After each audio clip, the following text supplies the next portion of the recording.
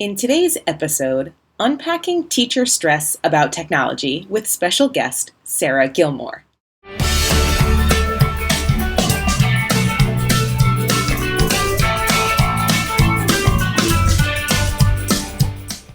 Hello, coaches! Today I am excited to share a special guest episode featuring Sara Gilmore, co-author of Integrating Technology, a Holistic Framework for Schools.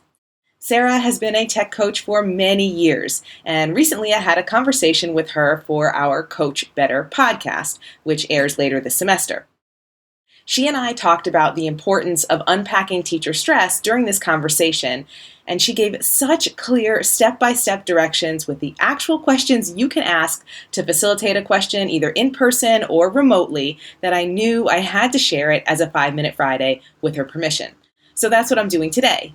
If you have teachers or colleagues who are struggling to manage their stress about technology, struggling to take that next step in their technology journey, this is the episode for you. And if you're a coach looking to support your colleagues in taking those next risks, you are going to love our Coattail program. If you're a classroom teacher and bringing tech into your classroom is something you're passionate about, you are going to love our Coattail program.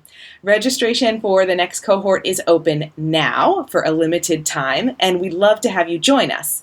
If you're curious about why Coattail might be for you, at the end of this episode, I'm going to share an introduction from our cohort facilitator, Tara Wadby, about why the program was so powerful for her and why you should join our next cohort today. Is there like a series of questions you go through, or are there any questions that seem to provoke a reflection that is meaningful and can move you forward that work repeatedly?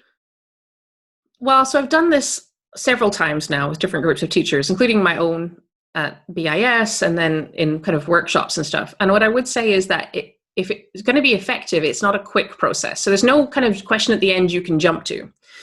What I have found is that it kind of goes in phases. So the first phase is to introduce this idea that you have a mindset. Your mindset is a product of your experiences. Those experiences are valid. I respect your mindset. However, we're all here together as teachers and we have certain professional expectations that we have to meet. So we're going to unpack your mindset. And then what I tend to do at that point is we're talking about the different factors that make up your mindset. And so then what I've done, if you're in school, you can do it as a gallery walk, or if you're remote, you can do it on slides, like shared slides, and have kind of guiding questions around these three different areas. So your personal experiences, your professional experiences, and your beliefs about technology. So your personal experiences, did you use technology growing up? Something like well over 40% of public school teachers in the US are over the age of 42, like 30% over the age of 50. They have a range of experiences with technology that are typically pretty limited. And even, in kind of countries where it's the opposite, like the UK, where something like the majority of teachers are under the age of 30, it doesn't mean anything. Like, I don't believe in this digital native, digital immigrant thing. It's not about age or gender or anything else, in my experience. So, did you use technology growing up? What does technology look like in your life? What do you use it for? Do you have feelings about, your own children's use of technology, if you have children? Kind of asking these guiding questions.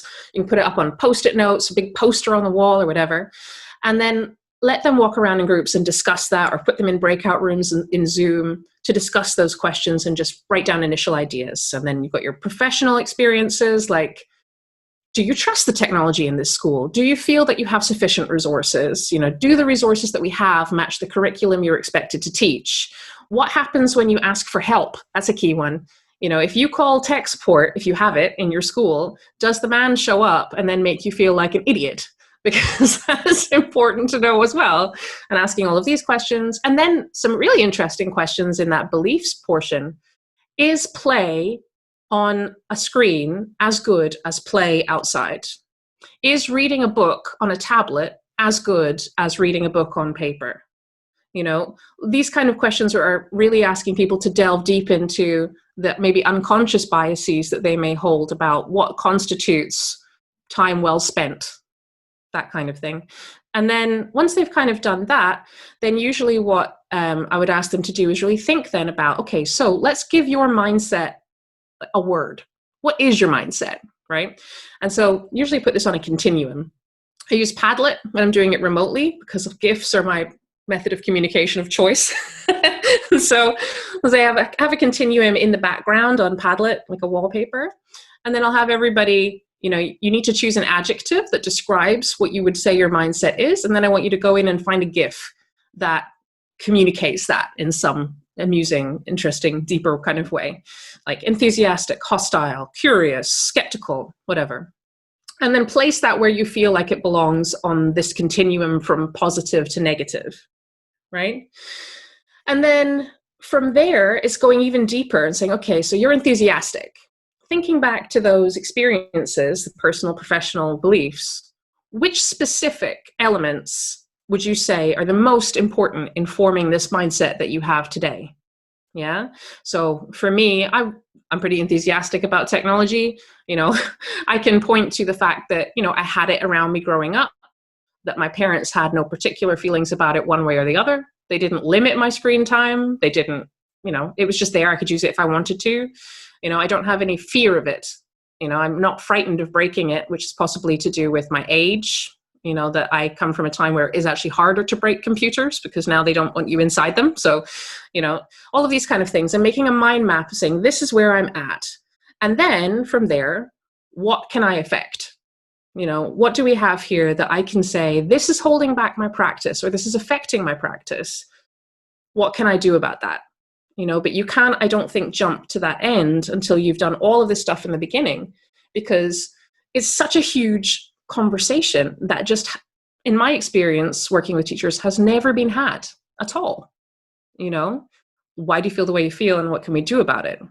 So I would say if coaches want to do it, they give it, a whole, I would say 2 hours. If you can do like a morning PD session, or split it up over 3, kind of half hour or whatever in a week, maybe, and really delve into it and really ask those kind of guiding open questions and encourage as much discussion as possible, because they get the most out of that than they do from versus listening to you talk about it. Is talking to each other.